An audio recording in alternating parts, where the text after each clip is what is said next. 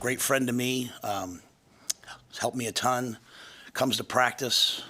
Is always there for us whenever we need anything. So when you have a chance to be around the best, when you have a chance to be around greats, it only makes you better. And so I was obviously sad but excited for him to hear that news the other day. To me, our women's volleyball program, I think it's such an amazing feature for our university. As I go all across the country, there's not a person that doesn't bring up the game in Memorial Stadium. As I'm recruiting for football, their families know the excellence of Nebraska many times because of our volleyball team. So what he's done is amazing, and I think we all know that. And want to welcome Danny Busboom Kelly here. I obviously don't know her, but I had a chance to visit with her the other day briefly over text, and look forward to getting to know her. And she's obviously elite at what she does, so the greatness will continue. With that, I know you guys probably have questions for me. I'll go ahead and get started.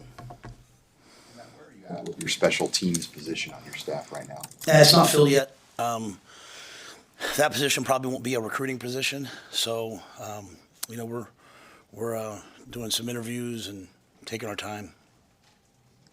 Back to Cook for a second. I'm sure this was true, obviously, at Baylor and Temple, but coaches at universities, they're a family all their own. You guys are kind of experiencing similar things. So when you lose somebody and they retire, how hard is that just on the group of coaches that coach all the teams? Yeah, I think to your point, especially in a place like Nebraska, there's a shared not just responsibility, but we all understand each other. We all understand the pressures of these jobs, the opportunities, all the great things that come with it. And so, when I see Fred Hoiberg, I have a special relationship with him that only him and I probably can understand. When I see Amy, I probably have that same thing, Coach Manning. And so, and Coach Cook's right there, it's those people, after you lose a game, you thought you were going to win. It's those people who usually text you. It's those people who usually pick you up because they understand just how hard coaching is and how hard building a program is. And so, you hate that. I thought, at the end of the day, when you get to be, you get to be in this business, at first you're trying to build something as a young coach. And at some point you start thinking about impact and legacy and all those things. And when you saw, I thought the two videos I saw, first of all, for Coach Cook, to leave the program to a player who played for him, what an amazing impact, and then saw him walking off the court and Harper walking up and hugging him, and so just over all these different years, at the end of the day, our true impact as coaches is on the people we coach, and so. Talk about leaving a place better than you found it, which is a foundational element of what we believe in. He's the epitome of that. So happy for him. I'll miss seeing him at practice. I'll miss those things. But he did tell me he'd be around, so maybe he'll be more available to us. And I'm not getting on a horse, but I'll go visit him. So. Hey Matt, in addition to the coordinator hire on special teams, what else this offseason is your focus in that area of the program? In terms of coaching, you're saying, or in terms of special teams, like you mentioned at the bowl game, an overhaul of that part of the team. You, of course, got players from the portal in that area. But what are you hoping to accomplish in special teams before you get to August? Yeah, I think again, I'm always very protective of our players, but I'll be quite honest. I think even in the interviews, I don't think anything we did wrong was wrong schematically last year. I think a lot of our problems stem at the snapper position. And once that happens, you're trying to compensate for things. And I love those guys, but it just was not a good year from that perspective. And so, you think about, scheme, you think about all these things, but really at the end of the day, it comes down to technique and fundamentals. And so when something at the very core is not right, then the elements all around it aren't right. And so, I would love to go from being, I look at special teams like you're either – net neutral where you're not winning or losing the game on it, or you're losing the game on it or winning it. And you think back to Wisconsin, which was a great game for us. We played really well on special teams. Opening kickoff, 60 yards. We made some plays on special teams, and all of a sudden it opened the game up. I don't think we can put any more time into it in terms of practice. I don't think we can put any more time in terms of meetings. I think our roster this year will be better than our roster last year. That's just the building of the program, and so I think you'll see some of that. But I think really this, whoever's going to lead it is a main focus, and then the decision, that we did to go out and get a punter and a snapper, and then obviously Aiden coming back should hopefully correct the problem that was there last year. What do you like in particular about, you mentioned McAllister and Gallick, and could Andrew Marshall be a return option too? Yeah, I think that we have a lot of guys who can probably return. I think the big thing is probably the battery, like the kicker, Tristan getting healthy. I think John, when given the opportunity with a good snap hold, he was excellent as the year went on. So we'll have, I think, two excellent kickers.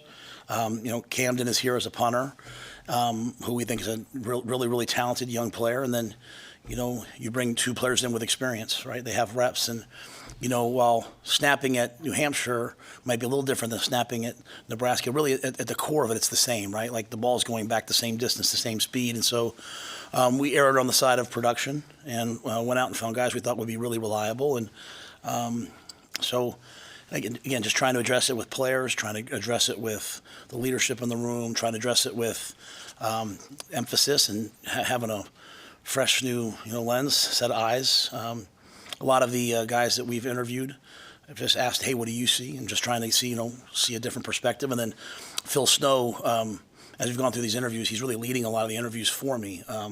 So I'm in the room, but he's asking things again from a maybe different perspective than I have. I think you guys will find that I trust Phil immensely, because it always goes back to the same core values of technique, fundamentals, effort, preparation, and so just looking at everything from that perspective.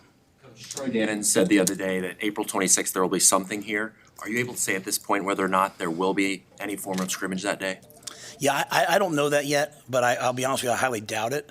And I think it's really fundamentally, I hate to say it like this, it's really because last year we're one of the more televised. We were one of the more televised spring games, and I dealt with a lot of people offering our players a lot of opportunities after that. So to go out and bring in a bunch of new players and then showcase them for all the other schools to watch, that doesn't make a lot of sense to me. The word tampering doesn't exist anymore. It's just absolute free, open, common market, and so I don't necessarily want to open up to the outside world. I don't want these guys all being able to watch our guys and say, wow, he looks like a pretty good player.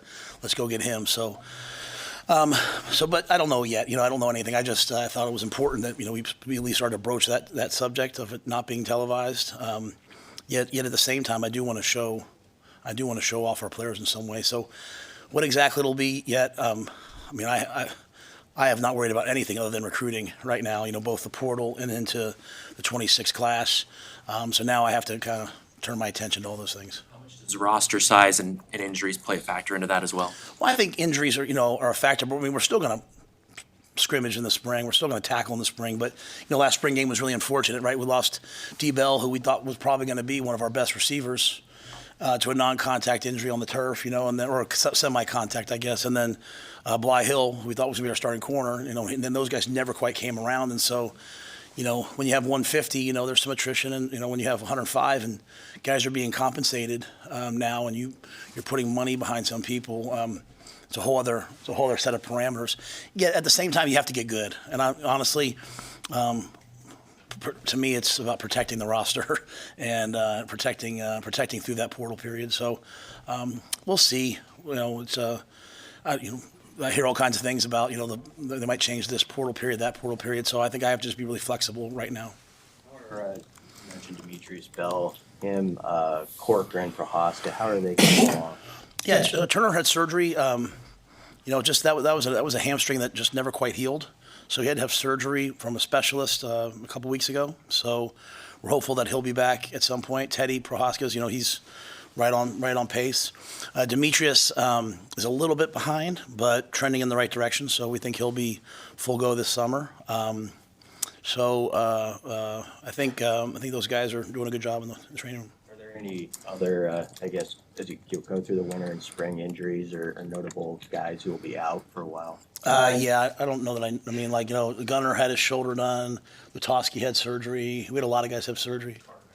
Carter Nelson had surgery. I said Gunner, Lutoski. Canuck had surgery, but should be back for the spring. So, I mean, kind of the run-of-the-mill, postseason, a lot of, laborals and stuff like that. Opportunity for some young offensive linemen to have a big spring, if all those guys might be recovering. Yeah, no, I mean, even in the portal, I mean, you might find a guy here or there, like a one-year guy, but like to win in college football, you're gonna have to grow your own offensive lineman, and so we've recruited a lot of really good young players that have gone through the rhythm of like redshirting and then kind of being a backup, and now it's their time to make their move, right? They have all the opportunities they want this spring, and I'm excited to see them. Guys like even last year, the guys we signed last year, Preston, Grant Bricks, those guys in the bowl game were in the two deep, and so it'll be their chance this spring to go out there and either be starters or be, in the two deep and show what they can do. There's a lot of guys that have spent a year or 2 years in the weight room, and now they'll have an opportunity. Kind of who your center might be at this point. I think there's a lot of guys who could do it. We have Sam Sledge, we have Jason Machachak, Justin Evans has always gone over there. So Donnie will do a good job of putting the best five guys out there. But I'm not. I think one of the main things for our guys is like not to forecast things. Obviously you heard me talk a lot about let's not forecast our record next year, and let's not forecast the lineups right now. Like let them all go compete. I think what'll start to creep into football is as you start to, which makes sense, right? As you start to put finances and revenue sharing behind players, it's all automatically assumed that, this guy's getting paid this, then he's going to be the starter. And that, while you expect that to happen, we're never going to operate off that. The best players are going to play. And so most times you're compensated for not what you're going to do, but what you've done. I mean, I can tell you last year, some of the more highly compensated players on this team via NIL didn't play, and some of the less compensated players did. And that's just, that's just football. So all of our guys are going to have an opportunity this spring to either battle for the 105 or battle to be a starter. And it'll be a long physical season next year. So if there are two, they have to be ready to be a one. You look at what happened to us last year with Turner and Teddy, and all of a sudden Gunner's a starter. So, all of our guys have to have that rhythm.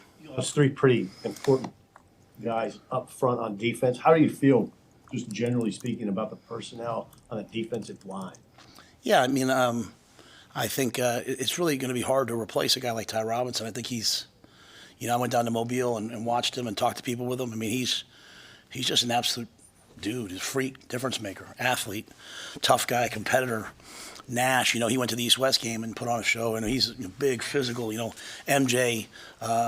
MJ did an amazing job for us of setting the edge and playing hard, and then Jamari had production at times. So, we have to replace those guys. But that's going to be the same thing year after year after year. I feel good about the guys we have.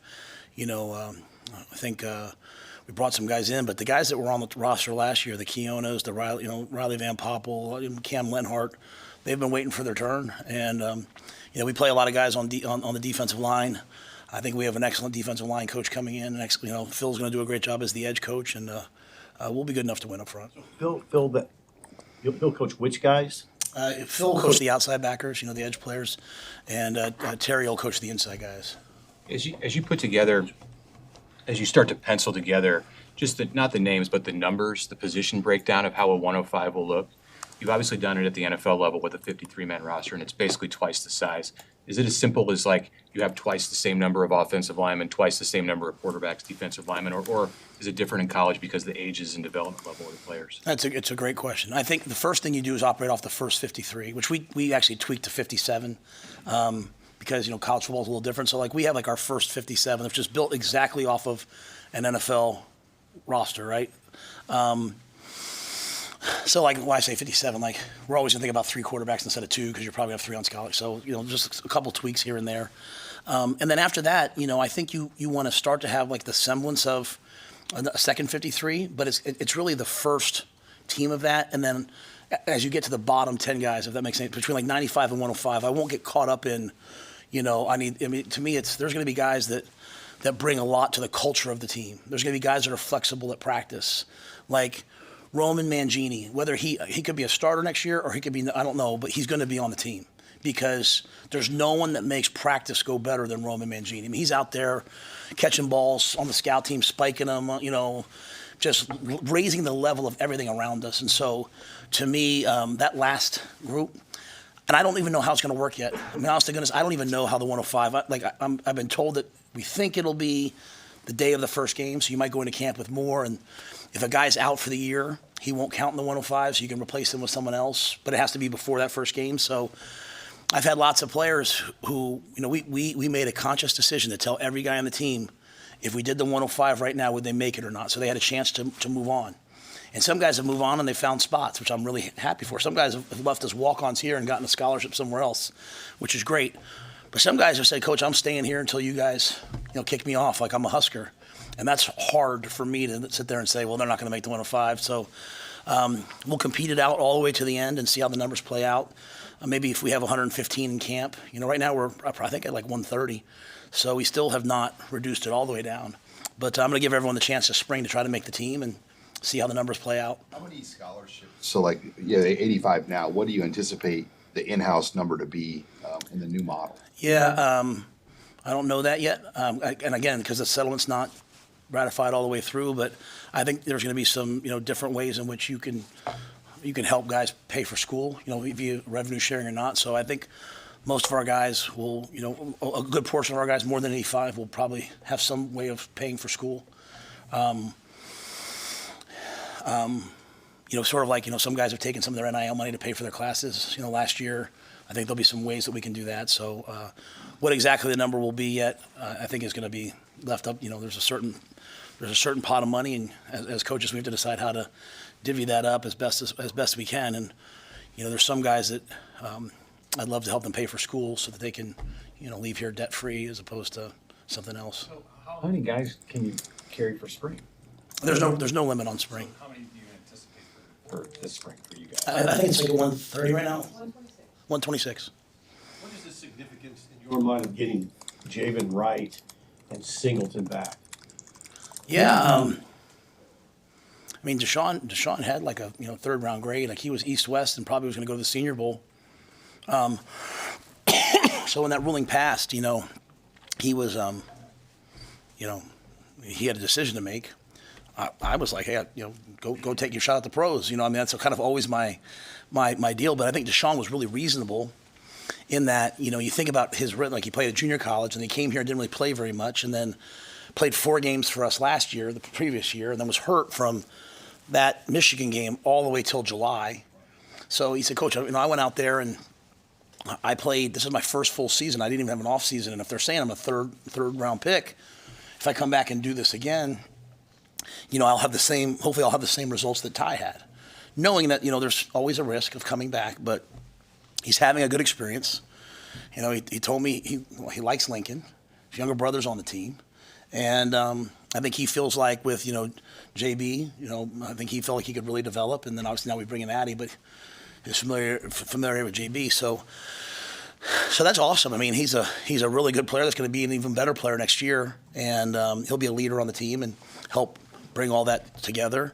And then the second person you asked me about was Javen. Well, Javen, obviously having the blood clots, I think for him at the next level, if he can figure out a way to practice a couple days a week and prove to the NFL teams that, hey, I can practice a couple days a week, then he'll have a shot, because he's definitely a pro player in terms of his talent. So we're hoping that, as we work with the doctors, that in next fall he'll be able to practice and then play. Like this year, he literally just walked through and then played in the games. And I think his game will elevate if he can practice some more. So, for me, I always feel good about the fact that they want to be here and they feel like this place is making them better. Like we have a junior day. I'm going to leave here and go up there, and all I'm going to talk about is if you come here, you'll get developed. I mean, we had some guys that got paid by other schools because we developed them and they went and got paid. So, I mean, I take pride in that. I really do. So if they feel that way, it makes me feel good. McCullough in the dunk contest the other night. What about him and Watson Trent sort of stood out in the process as guys you wanted to add? Well, I think McCullough, he's just an absolutely great athlete that people have tried in a lot of different spots. And so you see kind of like a player who hasn't really found his home. And so, as we think about really less 3-3-5, though it's still, we're kind of a hybrid last year of we could be 3-4, we could be 3-3-5, or we could go to 4 down and rush. I think McCullough gives you someone who can play in all 3 of those packages, right? He can be an outside backer, edge player, come off the edge, play in the 3-3-5, play in the 3-4, and then also be a pass rusher from 4 down. So we have to take his athleticism. We have to add some bulk to him so that he can withstand rushing the edge, and then hope that that translates, and I think it will. Son of a coach. He's had a lot of production. You know, Donnie talked about when he was in Indiana playing against him 2 years ago and how productive he was. So that's one. And then, you know, Marcus, I mean, 3 years, when you have the amount of production he had in 3 years and the way that he plays, I think he's a guy like his linebacker coach, his head coach, and the strength coach at Georgia Southern was here with us, and they all stood up for him. You know, he's a guy that just wanted to go do it at the next level up, come up to the Power 5, come to the Big Ten, Power 4, come to the Big Ten. And when he was here on his visit, you know, he asked all the right questions. You know, he's about football.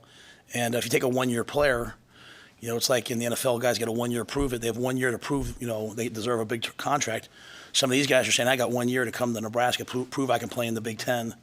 He's not a big linebacker. He's an athletic linebacker. So if he can play in this play style that we're going to face in the Big Ten, then I think he'll help himself immensely at the next level. So both guys, they've had production. Both guys have 1 year to get it done, and they're very serious about it. Is there something in particular you're looking for in those interviews? Because it's a condensed amount of time to decide on a portal prospect if he fits for you. When you're talking to him, like you mentioned, watching Trent asking the right questions. Yeah, I think we have a lot of like structure here, and sometimes a lot of young players push back on it, which I get, right? The older players, sometimes they come in and when I say by structure, it's like, hey, you know, you have to get up and eat breakfast every day.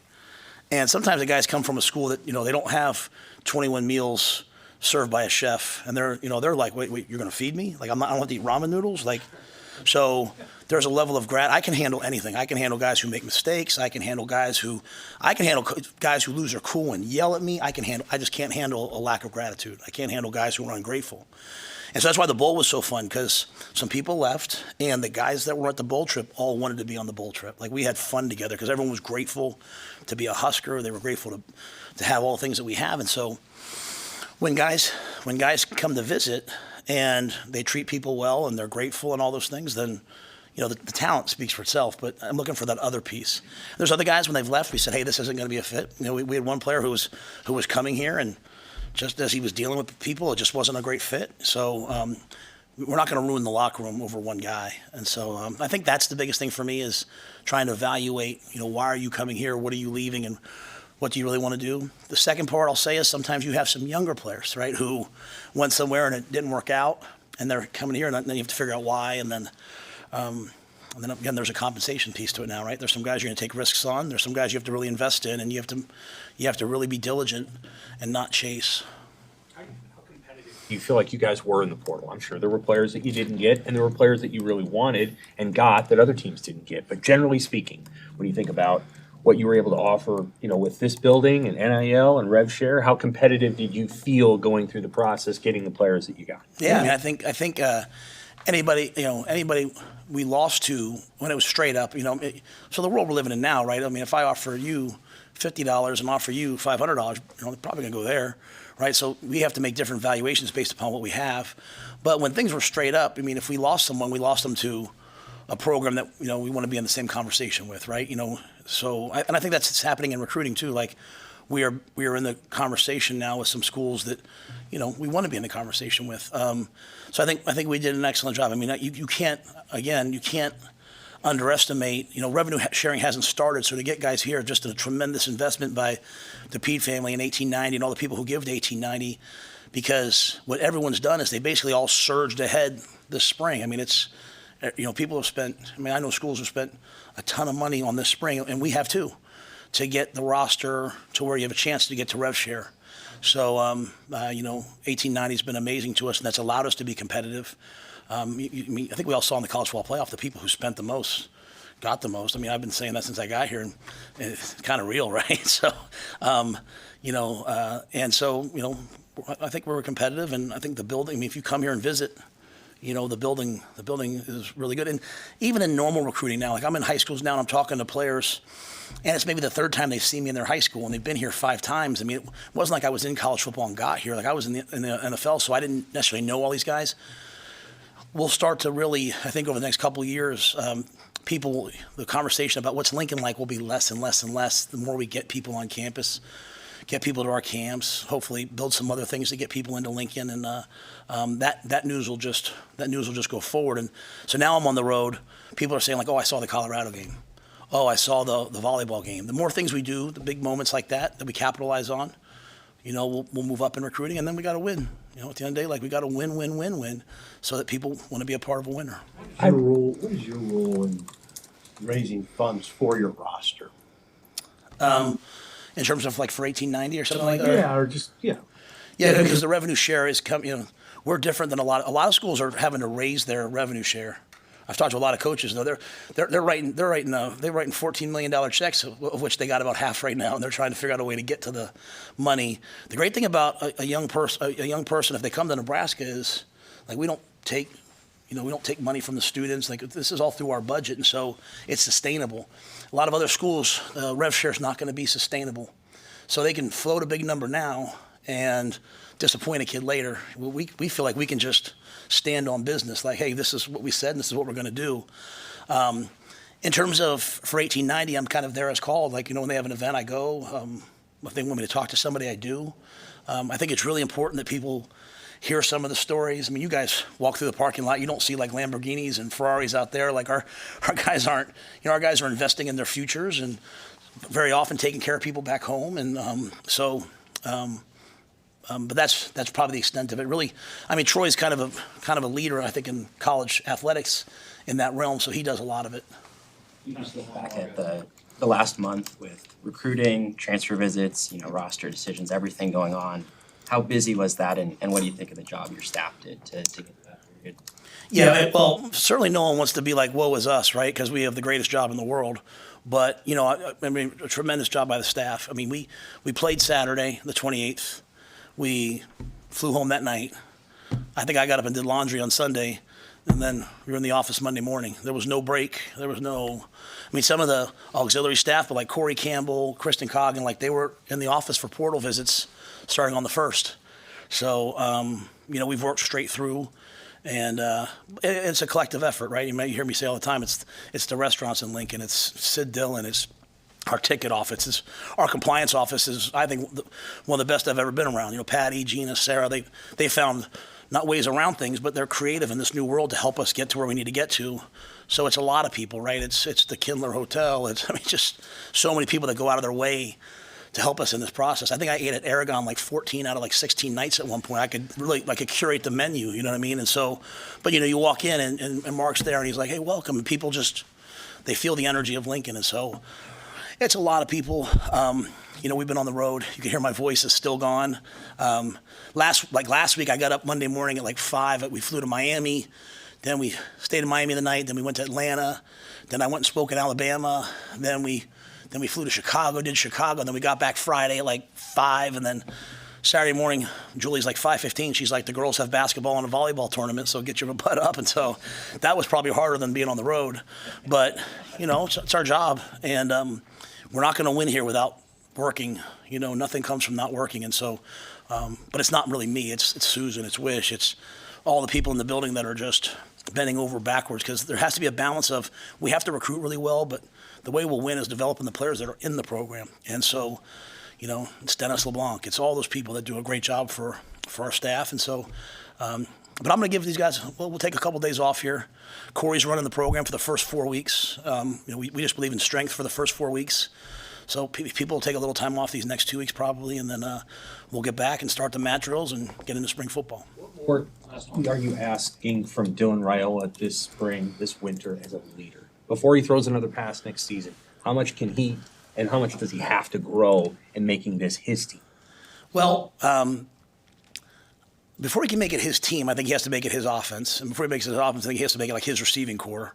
And so, I think it's him this morning being here at 9, or 8 or whatever time, working out and leading those guys. And so, I went to the Supernova game last night, and he's over there with Heinrich, and they're sitting courtside, which is great as long as you're in the building this morning throwing, which I knew they were.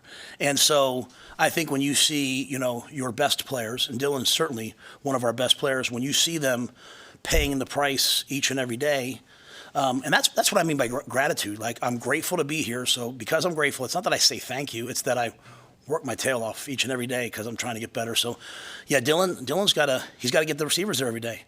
Year one, you're like, I asked them, 5 guys showed up. Well, that's not leadership. That's trying to be a leader. Leadership is when you get everybody there. And I think he'll do a great job at that. At the same time, mastering himself, getting quicker, getting his weight, to the proper weight, continue to learn the offense, mastering his fundamentals. And, now we have 2 other quarterbacks in there with him, mentoring TJ, mentoring Marco, and just in terms of what we do. And obviously Jalen Gramstad came back, which is awesome because he'll be a great vet for there. What's that? What's the proper? Oh, you didn't get me to say that. My weight?